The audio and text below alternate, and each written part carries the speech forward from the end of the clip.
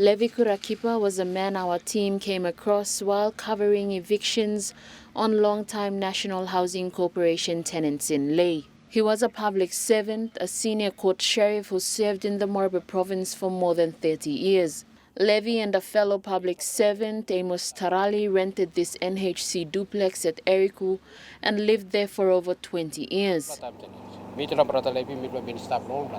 Still paying me to deduct it. In 2018, while their families were at home, a group of men armed with knives chased the women and children off the property and forcefully brought out all their belongings onto the main road. They had been evicted.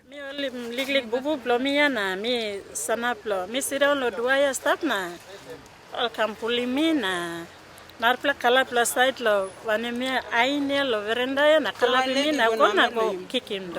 night all okay mi blasini about chai dinap rain came mi was in cell rain. Now this like inhuman treatment. One of the family's relative who tried to fend off the armed men had one of his fingers chopped off. The eviction was being conducted under the watchful eyes of a man claiming to have bought the property from the NHC. But me pay my 500,000 to National Housing Corporation, about Mei Lin. Levi and Amos, who were at work, were alerted by their families and started working on obtaining a stay order to remain at the house.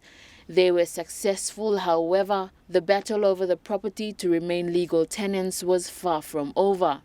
Mr Kurakipa was a man in his late 50s.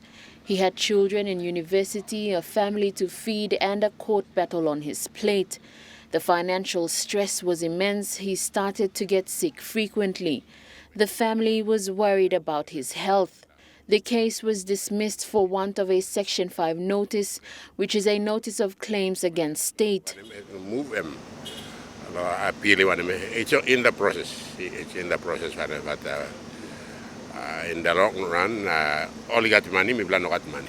His greatest desire was to pursue the case and appeal the matter, but his family advised against it because of his medical condition and the financial constraints. This like I'm think planting, na I'm thinking house, na I think all family, na all picnic go to school, na this la court, na make me go na I'm simata take care.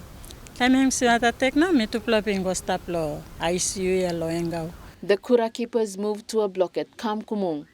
Earlier this year, we called in to visit them and to do a follow-up. The man who greeted us when we arrived was much smaller than the man we remembered Mr Kurakipa to be.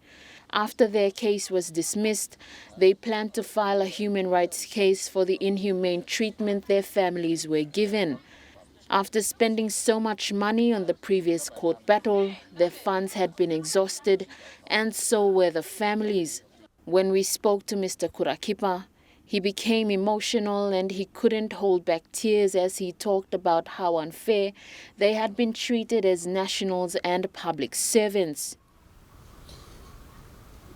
Me respect him, Jesus and blood, me just give in. Despite being sick, he had the hope that justice would prevail for his family and others who had gone through the same battle.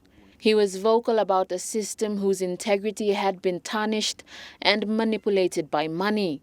His hope was that the laws of this country would serve everyone equally, despite the color of their skin, social standing, and affiliation. Before long, all in Salem, they already registered my interest to purchase that property.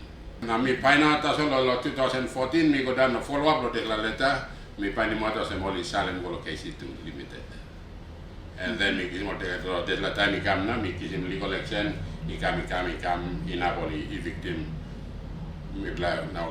Last month, we got word that Mr Levi Kurakipa had passed on.